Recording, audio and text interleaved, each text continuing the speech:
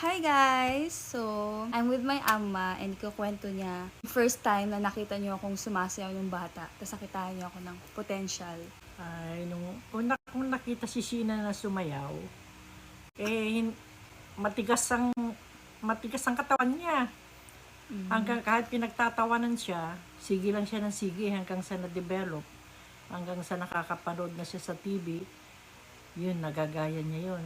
Hanggang sa magaling na siyang sumayaw, nakikikontest na siya sa school, lagi silang nagtatap, lagi silang nag-first sa contest.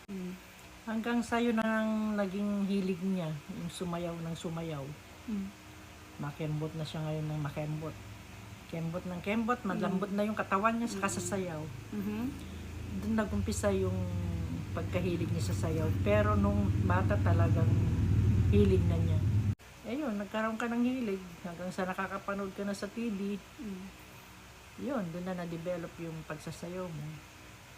Hanggang sa gusto mo nang pumunta sa TV at gusto mo nang sumayaw doon. Nagawa ko na ngayon. Yan, Yay! nakuha na yung pangarap Lapit tayo, mo. group hug!